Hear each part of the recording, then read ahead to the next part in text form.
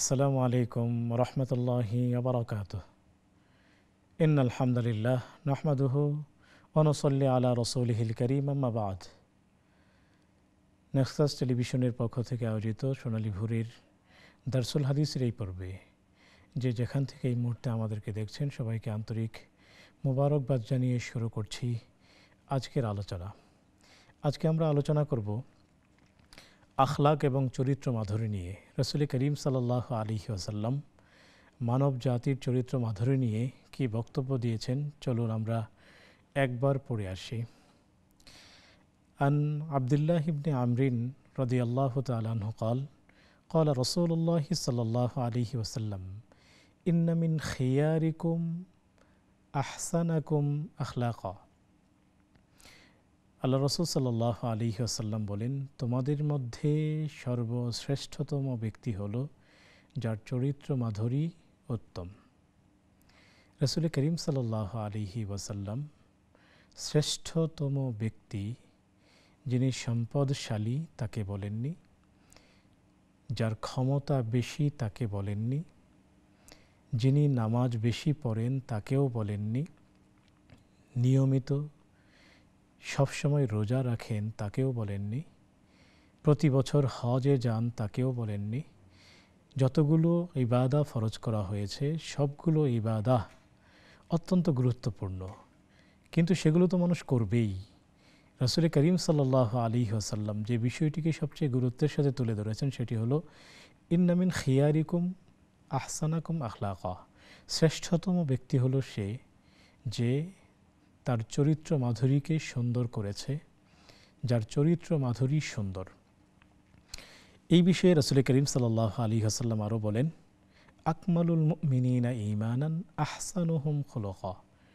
পৃথিবীতে মুসলিম জাতিসত্তার জন্য সবচেয়ে দামি এবং সমগ্র মানুষের জন্য সবচেয়ে দামি হলো ঈমান, আল্লাহ তাআলার প্রতি বিশ্বাস, রাসূল করিম সাল্লাল্লাহু আলাইহি ওয়াসাল্লাম এবং সমস্ত নবীদের প্রতি বিশ্বাস এবং সকল ফেরেশতাদের প্রতি বিশ্বাস এবং যত কিতাব আসমান থেকে নাজিল হয়েছে সবগুলো কিতাবের প্রতি বিশ্বাস এবং কিয়ামত কায়েম হবে, মানুষ মৃত্যুর পরে পুনরুত্থিত হবে, সেগুলোর প্রতি বিশ্বাস।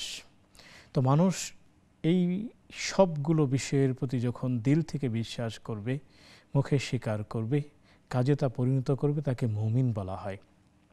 রাসূল করিম সাল্লাল্লাহু আলাইহি ওয়াসাল্লাম বলেন, আকমালুল মুমিনিনা ঈমানান, সবচেয়ে পূর্ণ মুমিন, ঈমান যিনি পরিপূর্ণরূপে এনেছেন সেটার মানদণ্ড হলো, নবীজি বলেন, আহসানুহুম খুলুকান, যার চরিত্র মাধুরী সুন্দর করেছে, যার চরিত্র সবচেয়ে সুন্দর, সে হলো সবচেয়ে বড় মুমিন। নবীজি সাল্লাল্লাহু আলাইহি ওয়াসাল্লাম এই জায়গায়ও বলতে পারতেন যে তোমাদের মধ্যে যে সবচেয়ে বেশি নামাজ পড়ে সে হলো পূর্ণ মুমিন। আল্লাহ রাসূল সাল্লাল্লাহু আলাইহি ওয়াসাল্লাম এই কথা বলেননি। তিনি একথাও বলেননি যিনি সারা মাস জুড়ে রোজা রাখে তিনি হলেন প্রকৃত মুমিন, পূর্ণ মুমিন, একথাও তিনি বলেননি। যিনি প্রতি বছর হজ করেন তার কথাও তিনি বলেননি। তিনি বললেন যে পূর্ণ মুমিন সে ব্যক্তি, ঈমানের পূর্ণতা এনেছে সেই ব্যক্তি যে তার চরিত্র মাধুরীকে সুন্দর করেছে, যার চরিত্র মাধুরী হলো সুন্দর। রাসূল করিম সাল্লাল্লাহু আলাইহি ওয়াসাল্লাম আরও একটি হাদিস বর্ণনা করেছেন। আম্মাজান আয়েশা সিদ্দিকা রাদিয়াল্লাহু তাআলা আনহা সেই হাদিসটি বর্ণনা করেছেন, ইয়াকুল ইন্নাল মুমিনা লা ইউদরিকু বিহুসনি খুলুকিহি দারাজাতাস সাইমিল কায়িম। তিনি বলেন, মুমিন সে তার সুন্দর চরিত্র মাধুরীর মাধ্যমে, রোজাদার যিনি রোজা রাখেন সে যতটা আল্লাহ তাআলার কাছে নৈকট্য অর্জন করে সে রোজাদারের মর্যাদায় পৌঁছে যায়। পাশাপাশি যে ব্যক্তি নিয়মিত নামাজ পড়ে, এমনকি রাতে জেগে কিয়ামুল লাইল করে, সে ব্যক্তির মর্যাদা যে স্তরে পৌঁছে যায়, যার চরিত্র মাধুরী উত্তম, আল্লাহ তাআলা তাকেই সে পর্যায়ে পৌঁছে দেন। রোজাদার তার চরিত্র, রোজাদার যিনি রোজা রাখেন তার ব্যাপারে আল্লাহ রাব্বুল আলামিন বলেছেন যে রোজা হলো আস-সাওমুলি, রোজা আমার, ও আনা আজজি বিহি, এবং এর প্রতিদান আমি নিজে দেব। রোজা আমার, এর প্রতিদান আমি নিজে দেব। কোনো কোনো বর্ণনায় এসেছে যে এর বদলা আমি নিজে হয়ে যাব। অন্যান্য সকল আমাল যা মানব জাতি করে থাকে, মুমিন করে থাকে, সবগুলোর সওয়াব এবং প্রতিদান এগুলো ফেরেশতাদের মাধ্যমে আল্লাহ তাআলা তাকে দিয়ে থাকেন। কিন্তু রোজা এত দামি যে যার সওয়াব এবং আজর, প্রতিদান আল্লাহ তাআলা নিজেই দেবার ঘোষণা করেছেন। তো আল্লাহ তাআলা যদি রোজাদারকে প্রতিদান দেন তাহলে সেটা হবে অসাধারণ।